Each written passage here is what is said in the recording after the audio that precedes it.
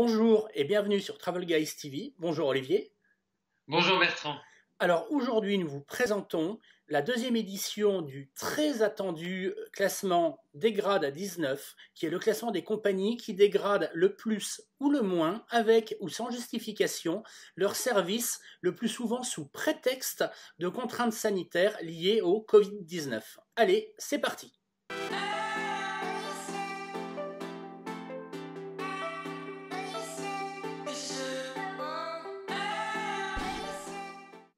Rebonjour Olivier. Rebonjour Bertrand. Alors, il y a un mois, quasiment jour pour jour, nous avions publié le classement Dégrade 19. Dégrade 19, c'est quoi?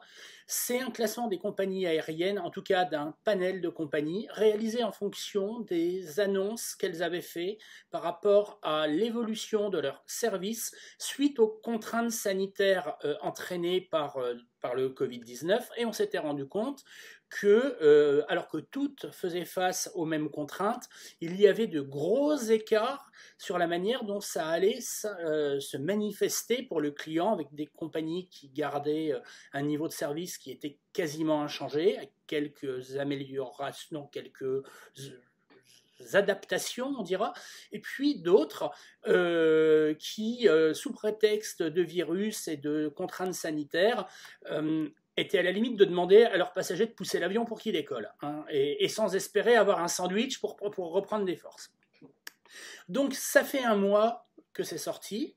Les compagnies ont commencé à revoler, donc là on n'est plus que sur de la promesse, mais il y a également des choses qu'on a pu, nous ou des gens de notre réseau, constater en vol sur certaines compagnies. Et puis, avec les choses qui repartent, certaines ont commencé à lever des limitations qu'elles avaient mises en place. Donc, un mois après Dégrade 19 version 1, et alors que les vacances arrivent et que certains vont partir en vacances et n'ont pas encore réservé, c'est le moment de faire un point et de voir où en sont les compagnies en cette milieu de mois de juillet. Donc nous avons repris tous nos facteurs point par point. Nous mettrons en commentaire le lien vers l'article original pour vous expliquer la méthodologie de Dégrade 19. Et nous sommes en mesure de publier donc la deuxième édition de ce classement que tu vas nous présenter, Olivier. Et on va partir cette fois-ci, pas de suspense, on va partir du haut pour aller vers le bas et on va voir ce qui a changé. Oui, tout à fait. Merci Bertrand pour cette introduction. Donc effectivement, on va commencer par les meilleures compagnies, celles qu'on avait classées dans la catégorie First Class, que vous pouvez retrouver sur le côté de l'écran. La première compagnie dont on va parler, c'est celle qui lidait déjà le classement auparavant, c'est Qatar Airways, qui se retrouve avec une note de 8,6 sur 10, 86%, et qui se retrouve toujours première du classement. Pourquoi? Parce que les dégradations du service sont assez minimes sur Qatar Airways, ce qui est annoncé sur leur site internet vous donne cette information-là. Il n'y a pas eu de changement depuis la première version du classement Dégrade 19, donc on a gardé Qatar Airways à la note initiale qui est de 8,67 sur 10, et elle est donc toujours première du classement. Alors par contre, ce qui change, c'est que Qatar n'est plus toute seule à voyager en first class. Elle est rejointe par deux compagnies que j'ai envie d'appeler des compagnies sœurs. Alors la première, elle est nouvelle dans ce classement parce que lors de la première édition, nous n'avions pas pu l'évaluer. Elle n'avait absolument rien communiqué sur ce qu'allait devenir son service. Il s'agit de Lufthansa, qui se retrouve dans le classement à la note de 8,06, donc il se retrouve deuxième, juste derrière Qatar Airways. On l'avait effectivement pas classé dans la première version, on l'avait mis sur le tarmac. Mais en réalité, en fait, les annonces qui ont été faites depuis sont assez rassurantes. Et non seulement c'est rassurante, mais on l'a testé. Vous retrouverez, on vous mettra en bas de la vidéo les liens vers les différents articles, essentiellement pour la partie vol. On a testé ça sur moyen courrier, sur des vols de moins de 2h30, et la prestation est exactement la même que celle d'avant. Donc pas de changement sur un certain nombre de vols chez Lufthansa. Alors on n'a pas mis du 100% partout parce qu'on n'est pas sûr. Il y a des annonces qui annoncent un service un peu diminué dans certains contextes, notamment sur la business class en long courrier. Donc on a voulu rester prudent. Note de 8,06, en tout cas on peut vous le dire, en vol en tout cas, on a testé et c'est pareil qu'avant, il n'y a pas de changement. En revanche, On a testé aussi, et là vous pourrez aller le voir également dans les liens qui se situent en dessous de cette vidéo, les salons. Et là, chez Lufthansa, c'est la catastrophe. Il y a quelques salons ouverts, il y a énormément d'attentes pour accéder à ces salons, parfois 15-20 minutes pour accéder au salon, et ensuite il y a quasiment aucune prestation de restauration à l'intérieur, donc très très décevant sur les salons. En tout cas, on peut dire qu'elle se retrouve deuxième de par la qualité maintenue des prestations en vol. Et je pense, mais ça ne concerne pas que Lufthansa, ça concerne la compagnie qui vient juste après, dont on va parler, que quand on nous annonce un service adapté ou un tout petit peu diminué en business, c'est davantage une mesure de précaution, des fois parce que finalement, comme on le voit dans tes articles, ça n'a absolument pas changé du tout sur en tout cas des business moyens courriers et d'ailleurs sur de l'éco non plus. Donc tant qu'on parle de Lufthansa, parlons de la numéro 3, qui finalement on voit que dans un groupe aérien, il peut y avoir de la cohérence selon les compagnies, puisque le troisième du classement, toujours en first class, est... C'est Swiss. Swiss, donc du Lufthansa Group, évidemment, qui se retrouve troisième avec la note de 8 sur 10, 80% du service maintenu. Alors, Swiss était déjà dans notre classement auparavant, puisqu'ils étaient en classe business avec 7,41 sur 10, donc un progrès qui est dû aux efforts qui ont été effectués, notamment sur la prestation en classe business. Il y a quelques reports, on vous laissera regarder sur Internet de clients qui ont testé Swiss, et là c'est comme chez Lufthansa, hein, c'est-à-dire que la prestation est maintenue sur les vols moyens courriers sur Swiss, et donc ce qui implique ce passage en first class tout juste, hein, puisqu'ils arrivent tout juste à la barre de 80%, qui est notre discriminant pour la first class, donc avec un progrès par rapport au mois dernier. Donc, après les compagnies en first, on va voir les compagnies en business, avec à l'avant de la business, alors ils sont en premier rang de la business, mais bon, ils sont encore loin d'être surclassés en first, on espère que ça ne va pas tarder. Stable depuis la première édition de notre baromètre, c'est... Donc c'est Emirates qui se retrouve avec la note de 6,94 sur 10. Alors en tout léger progrès hein, par rapport au mois dernier, progrès qui est induit par la réouverture d'un de leurs salons à Dubaï, auquel donc tous les passagers qui ont accès au salon ont accès à donc ce salon unique, donc les passagers first, business, fidélisés. Donc c'est le seul changement par rapport à la dernière fois. Et autre changement, donc qui n'a pas d'impact sur la note parce qu'on n'a pas pris ça en compte dans notre méthodologie, c'est la disponibilité du service de voiture avec chauffeur, donc qui est inclus pour la plupart des passagers qui voyagent en classe first et en classe business. Ça exclut les passagers qui se sont surclassés avec des miles et les passagers qui ont utilisé des miles pour prendre un billet prime. Donc ce service-là a repris à la normale, mais sinon en termes de service à bord, c'est exactement comme la dernière fois.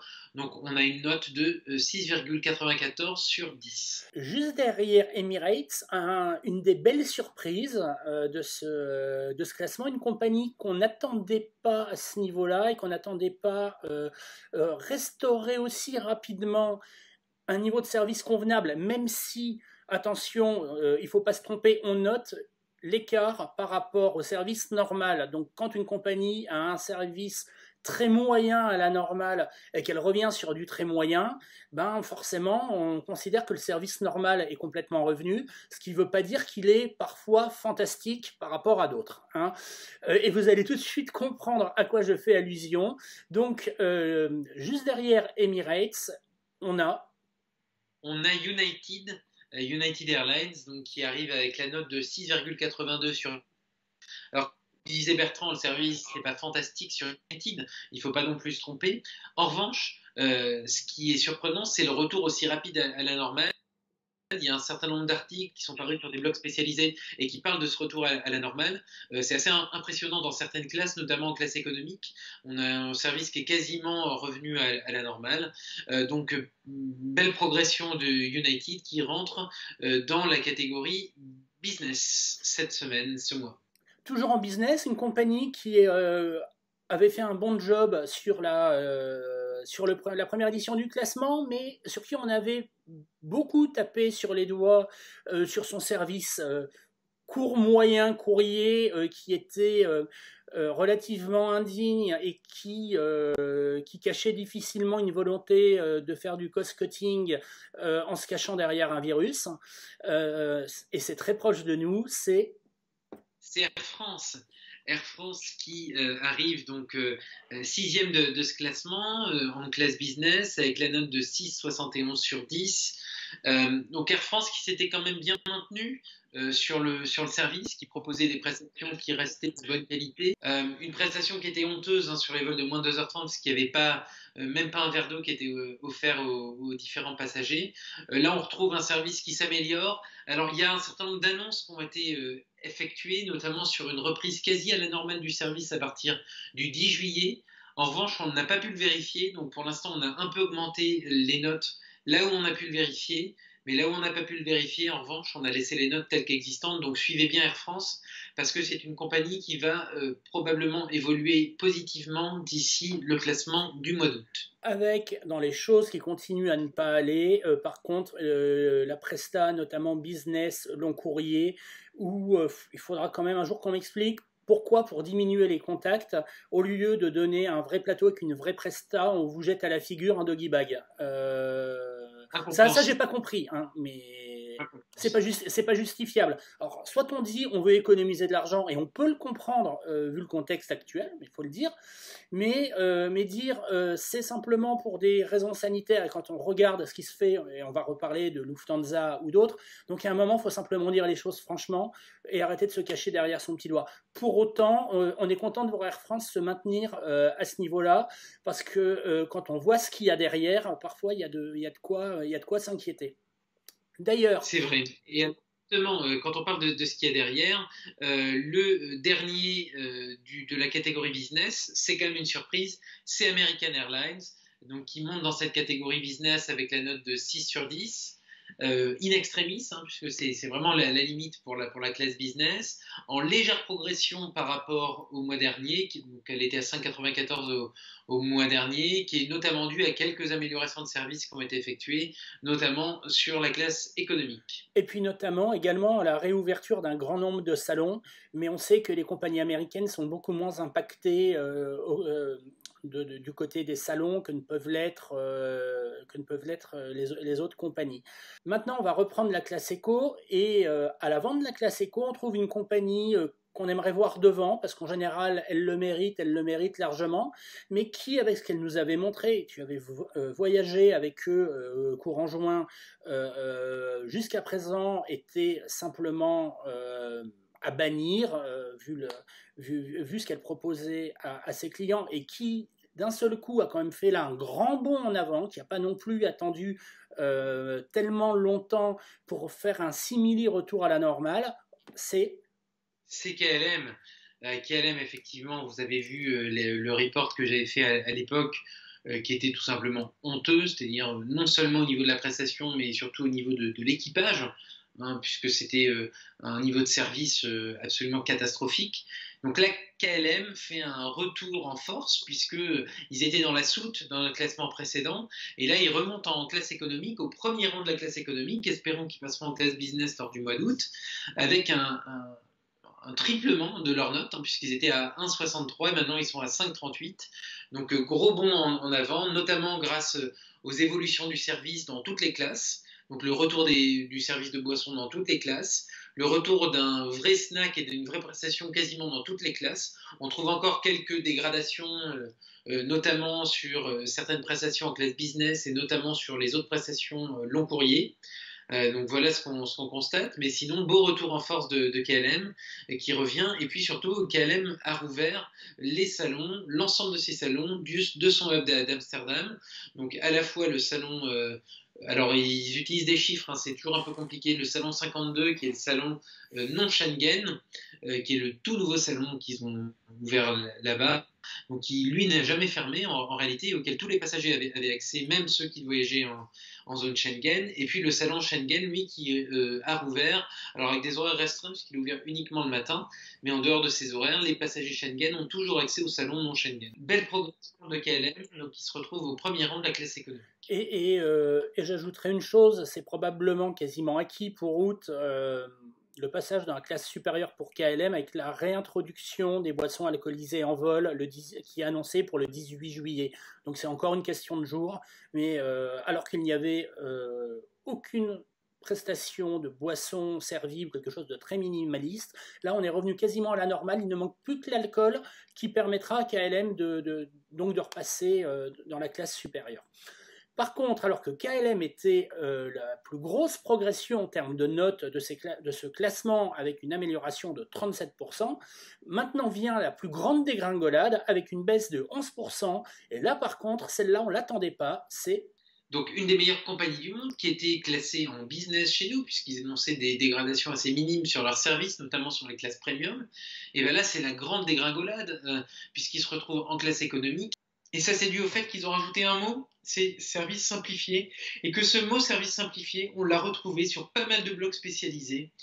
Ça veut dire quoi? Ça veut dire très peu, voire suppression totale des boissons alcoolisées en classe business, plateau assez minimaliste. Attention qui est extrêmement élevée sur Singapore Airlines, qui est descendu quasiment au minimum du minimum du minimum. Les gens ne disent même plus bonjour. Enfin, comment Singapore Airlines a pu tomber si bas? On se demande ce qui a changé dans l'hospitalité. Et en fait, ce qu'on se dit, c'est que en Asie, vous voyez que c'est la zone du monde où les pays paniquent le plus, où les pays restent le plus fermés suite au coronavirus. Et tout ça, ça induit des comportements d'enfermement, de renfermement, y compris dans les attitudes de service. Et je pense que c'est ce qui pénalise aujourd'hui Singapore Airlines dans la notation et qui fait que cette compagnie qui est, allez, on peut le dire, la meilleure au monde ou une des deux meilleures au monde, se retrouve à un niveau si bas dans le classement des grades 19 aujourd'hui. Et pour terminer la classe éco, donc là à l'arrière, plutôt près des toilettes et du galet, nous avons une compagnie qu'on attend en général de toute manière à peu près là, qui est British Airways, qui se retrouve donc tout au fond de la classe économique avec la note de 4,73 sur 10. Pas d'évolution sur le service depuis le premier classement des grades 19, ce qui fait que la note a évolué légèrement à la hausse de quelques dixièmes de points. C'est la réouverture des salons, de certains salons à Heathrow Terminal 5, qui permet à Billet de se maintenir dans ce classement et de légèrement progresser sur sa note. Et maintenant, on va parler des choses les moins réjouissantes. La soute, donc c'était une des grosses déceptions de Degrade 19 édition 1. Eh ben, rien n'a changé, ça reste une des grosses déceptions de Degrade 19 édition 2. Donc avec une note inchangée, nous avons Turkish Airlines, donc avec la note de 3,63 sur 10. On ne va pas redire ce qu'on a déjà dit auparavant. Vous pourrez aller voir l'article qui va bien et qui vous donne le détail du changement dans les prestations de Turkish Airlines. Que voulez-vous que je vous dise? Turkish Airlines, nous sommes tant aimés. C'est une compagnie que moi j'adore depuis très longtemps, que Bertrand a découvert plus récemment, mais je pense qu'il confirmera qu'il a été absolument conquis à la fois par le service, la restauration, les salons qui sont absolument extraordinaires à l'aéroport d'Istanbul, mais là c'est la douche froide, ça confirme ça, pas de changement ni à la hausse ni à la baisse. À la baisse ça aurait été un petit peu compliqué et donc on est très déçus, on continue d'être très déçus. Et pour terminer, donc toujours en soute, mais avec la deuxième plus grosse progression, une augmentation de 21%, ce qui veut dire qu'il partait de bas, parce que augmenter de 21% dernier, ça veut quand même dire que tu étais bien au fond de la soute. Alors c'est Iberia qui se retrouve avec la note de 3,43 sur 10. Pour plusieurs raisons. Ils ont communiqué en tout cas assez récemment sur le fait qu'ils proposaient désormais une prestation simplifiée sans qu'on sache vraiment ce que ça veut dire. Mais ne perdons pas espoir puisque pour le classement du mois d'août, et ça je vous le dis en exclusivité sur Travel Guys TV, vous aurez un report sur Iberia en classe business, sur du moyen courrier et sur du domestique, et vous pourrez constater par vous-même l'écart avec la prestation standard d'Iberia qui, je le précise quand même, est une prestation qui normalement est plutôt bonne, hein. C'est-à-dire que même sur un vol intra-européen, sur Paris-Madrid par exemple, vous avez une prestation chaude sur Iberia, hein. Donc là on est passé d'une prestation chaude à rien du tout sur un vol de 2 heures, et on va voir au moins ce que ça va donner. Et donc je vous le dirai dans la prochaine vidéo de Degrade 19 ce qu'il en est en tout cas de la prestation Iberia. Donc Iberia toujours dans la soute, un petit peu mieux parce que des annonces positives, mais on attend de voir ce que ça donne dans la réalité. Alors Olivier, merci pour tout. Qu'est-ce qu'on peut tirer comme conclusion? Moi, il y a une première chose qui me saute aux yeux, c'est qu'il y a quand même des tirs groupés qui montrent des logiques, sinon des logiques d'alliance, des logiques de groupe. On voit AFKL désormais assez cohérent au milieu de la business class, et on voit par exemple IAG, donc British et Iberia, bien ancrés en queue de peloton. Oui, tout à fait, tu as raison. Ça, c'est un des premiers enseignements qu'on peut tirer. On a vu aussi LH, Oui. LX qui sont plutôt alignés sur la prestation. Donc, effectivement, c'est logique de groupe qu'on retrouve dans le classement. Deuxième chose, quand même, qu'on peut voir, c'est que les progressions, il y a quelques progressions spectaculaires comme celle de KLM, comme celle d'Iberia, mais globalement, il y a assez peu de différence entre les annonces qui ont été faites en tout début de confinement, c'est-à-dire début juin, et la situation de maintenant. C'est-à-dire que le service revient assez peu vite à la normale. Ça, c'est vrai sur les prestations de bord, mais je dirais le pire, c'est sur les salons. Alors certes, Air France, par exemple, a rouvert ses salons au terminal 2F uniquement, pas au terminal 2E, il reste fermé pour le moment au terminal 2E, avec des prestations qui sont plutôt égale, en tout cas en termes de restauration, à celle que vous pouvez trouver habituellement, si ce n'est que le service est effectué par une hôtesse. KLM a rouvert une partie de son salon 25, salon Schengen. LH Group a rouvert ses salons, en tout cas Lufthansa a ouvert une partie de ses salons à Francfort et à Munich. Même chose sur la partie Schengen, mais alors là, avec des prestations qui sont d'un niveau catastrophique. Je veux dire, c'est compliqué. À part si, enfin, je vois pas ce qu'on pourrait faire de pire en fait que la rouverture des salons Lufthansa dans ces hubs. Donc, deuxième enseignement, c'est que le retour à la normale se fait très très lentement, et ce malgré une reprise beaucoup plus importante du trafic. C'est-à-dire qu'on va arriver en fin d'été avec un écart énorme entre le trafic qui lui va avoir repris, en tout cas sur les vols plutôt courts, quasiment à la normale, mais en tout cas entre 50 et 70% de son activité. Et puis, en revanche, les prestations qui, elles, vont être quand même très, très réduites. Donc, je pense que ce qui va se passer pendant l'été, c'est que la gronde va monter parce que les prix, eux, sont assez élevés. Hein, il n'y a pas eu d'effet d'aubaine sur les vols courts pendant l'été. Et les prestations, elles, sont très réduites. Donc, je pense qu'il va y avoir une levée bouclier des passagers qui vont s'indigner des prestations données pour le prix payé. Et ça, je pense que je ne suis pas le seul à le prévoir et que ça va être une tendance de fond dans les mois qui vont arriver. Si les compagnies ne font pas un vrai effort pour remonter le niveau des prestations au sol ou en vol, il va y avoir une vraie bronca des passagers qui vont faire des choix en fonction des compagnies qui dégradent le moins. Et là, je vois une troisième chose qui est, on entend souvent parler d'ancien monde et de nouveau monde. L'ancien monde dans l'aérien, c'était un monde où l'Asie et le Moyen-Orient montraient l'exemple et où les États-Unis et l'Europe étaient complètement à la traîne et largués en termes de services. On avait les Gulf Sisters, enfin on avait donc Emirates, Qatar et Etihad, auxquels on associait d'ailleurs Turkish un peu. Il y avait les Asiatiques. Derrière, il y avait les Européennes et derrière, il y avait les Américaines. Et là, on a l'impression que le nouveau monde, il ressemble plus du tout à ça. À part Qatar qui reste en place solidement, sinon le reste, ça fait pas rêver. Non, ça fait pas rêver, effectivement. Alors, tu parlais des Gulf Sisters, c'est un petit peu l'exception.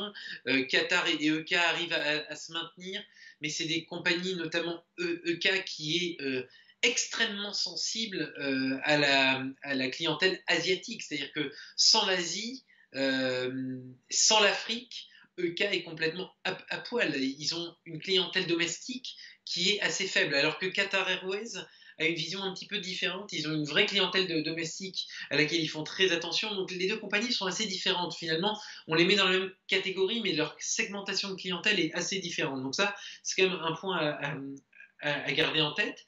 Et ensuite, effectivement, l'Asie étant très dépendante au tourisme, bah, quand le tourisme s'effondre, les compagnies asiatiques ne peuvent que s'effondrer. Alors que les compagnies de l'ancien monde, les compagnies européennes, les compagnies américaines, elles ont ce qu'on appelle du VFR, donc du Visit Friends and Relatives. Donc c'est une compagnie donc c'est un segment de marché de gens qui se déplacent pour aller voir leur famille aux quatre coins de l'Europe, aux quatre coins de l'Amérique. Ils ont un segment business qui est beaucoup plus important que le segment business asiatique. Donc tout ça fait que les cartes sont absolument redistribuées et qu'on va assister à un changement de paradigme à la fois dans le service, mais aussi dans la solidité financière des différentes compagnies aériennes qui composent notre monde. Eh bien, merci Olivier pour toutes ces explications. Il est temps de clore donc cette édition et la présentation de Dégrade 19 deuxième version. On se donne rendez-vous mi-août pour Dégrade 19 troisième édition avec, je l'espère, encore de meilleures nouvelles que cette fois-ci. Oui, merci Bertrand, et on vous souhaite, en tout cas sur Travel Guys, de passer un bel été. Nous, on reste comme d'habitude fidèles au poste, hein, vous pouvez retrouver nos articles, nos reports, nos vidéos, et en attendant, vous savez que la meilleure façon de voler, c'est de vous abonner, alors abonnez-vous. Salut Bertrand. Salut!